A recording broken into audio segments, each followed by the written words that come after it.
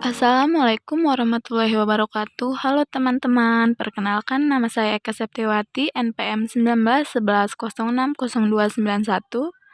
Dan di sini saya tidak sendiri, saya bersama rekan saya yaitu. Halo teman-teman, perkenalkan nama saya Serlin Yuliani, NPM 1911060429.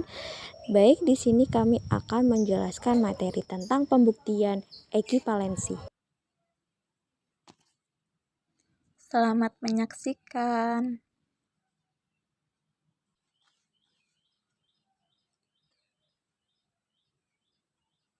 Pembuktian ekivalensi. Pembuktian ekivalensi ini menggunakan dua solusi, yaitu metode 1 dengan menggunakan tabel kebenaran dan metode 2 dengan menggunakan sekumpulan ekivalensi. Di sini saya akan menjelaskan tentang solusi yang pertama, yaitu metode 1 dengan menggunakan tabel kebenaran. Soalnya yaitu, tunjukkan bahwa negasi dari P atau negasi P dan Q dengan negasi P dan negasi Q adalah ekivalen secara logika.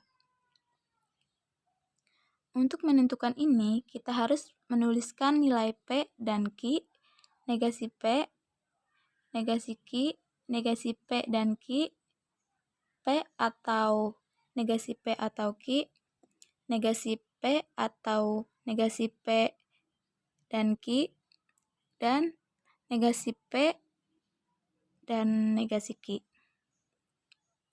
Kita tentukan dulu nilai P dan Q. Nilai P yaitu true, true, false, false. Nilai Q yaitu true, false, true, false. Selanjutnya, negasi P yaitu kebalikan dari P. True, kebalikannya yaitu false. True, kebalikannya yaitu false. False, kebalikannya yaitu true. False, kebalikannya yaitu true. Selanjutnya pada kolom 4, negasi Q. Negasi Q yaitu kebalikan dari Q. True, kebalikannya yaitu false. False, kebalikannya yaitu true.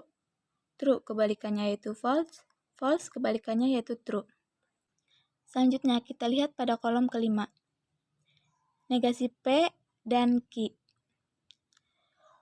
Jika benar, maka benar. Jika salah satu salah, maka salah.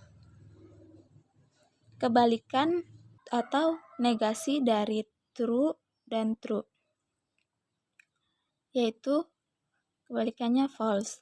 True, false, yaitu false. False, true, yaitu true. False, false, yaitu false. Selanjutnya, pada kolom 6, P atau negasi P atau Q. Kita lihat pada kolom 1 dan 5. Jika salah satu benar, maka hasilnya benar. Pada kolom 1, true. Pada kolom 5, false. Salah satunya benar, jadi hasilnya true, benar. Selanjutnya, true dan false. Hasilnya true. False dan true, hasilnya true. False dan false, hasilnya false. Selanjutnya, kita lihat pada kolom 7. Negasi P atau negasi P dan Q. Negasi dari kolom ke-6.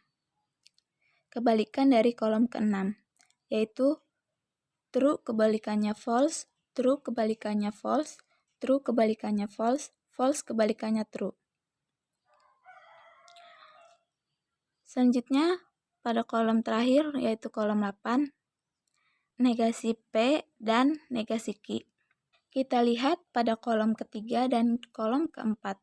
Jika benar, maka benar. Jika salah satunya salah, maka salah. Kita lihat false, false, maka hasilnya false.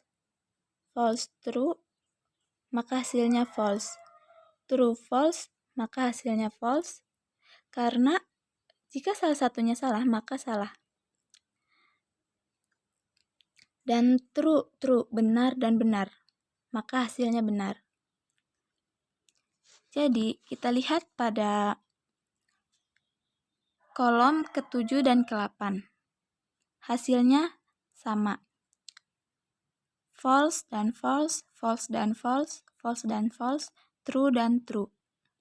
Jadi, terbukti bahwa negasi dari P atau negasi P dan Q dengan negasi P dan negasi Q adalah ekivalen secara logika. Materi selanjutnya akan disampaikan oleh Sherlyn Yuliani, yaitu solusi dari metode 2. Pembuktian ekivalensi proporsi solusi dengan metode kedua. Nah, gimana caranya? Caranya kita akan menunjukkan bahwa negasi P atau negasi P dan Q ekivalensikan akan menghasilkan negasi P dan negasi. Jadi, boleh mana saja dari keduanya dielaborasikan. Saya akan memulai dengan nilai awal. Nah, misalnya negasi P atau negasi P dan Q pada tabel di samping itu menunjukkan mana yang dapat kita gunakan, dan ternyata dapat kita gunakan hukum De Morgan.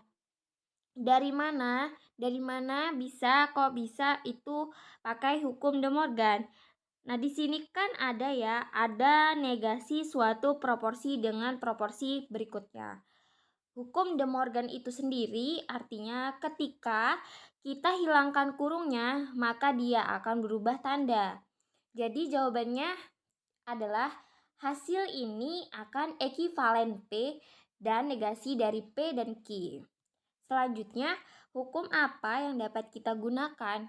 Ternyata hukum De Morgan lagi. Kenapa kok hukum De Morgan lagi? Kenapa nggak hukum yang lain? Karena negasi sesuatu dijungsi atau konjungsi. Selanjutnya, kurungnya kan sudah tidak ada, sudah hilang. Berarti itu kita dapat ambil satu persatu. Di sini kan ada negasi dari negasi P. Kita sederhanakan menjadi apa? Ternyata ada di tabel kolom kelima, hukum negasi ganda. Negasi dari negasi P kita sederhanakan menjadi P saja, sehingga proporsi ini akan ekivalen dengan proporsi yang ini juga. Selanjutnya, di sini kan ada dan di sini juga ada atau. Jika ada konjungsi, kemudian dia ada dijungsi, maka kita bisa menggunakan hukum distributif. Maka hasilnya pada tabel kolom ke-7 bagian kedua. Ini sifat distributif. Apakah bisa disederhanakan? Iya, tentu bisa. Karena di sini ada negasi P dan P. Di kolom ada tidak? Kita cek terlebih dahulu. Pada kolom terakhir itu ada, tapi dia P dahulu, baru negasi P. Sedangkan di sini negasi P dulu, baru P. Maka kita tukar posisinya saja dengan menggunakan hukum komutatif dengan dibalik posisinya. Maka negasikan P dan P akan ekivalen dengan P. Lalu kita komutatifkan terlebih dahulu. Lalu setelah kita dapatkan bentuknya, maka kita dapat gunakan hukum negasi bahwa negasi P adalah F. Terakhir, di sini kan ada F. Apa hasilnya? Di kolom pertama pada tabel ada F. Ternyata jika F dijungsikan dengan P, maka hasilnya akan P, apapun bentuknya.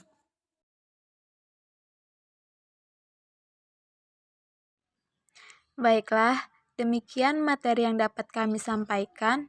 Kurang lebihnya kami mohon maaf. Wabillahi taufik wal hidayah. Wassalamualaikum warahmatullahi wabarakatuh.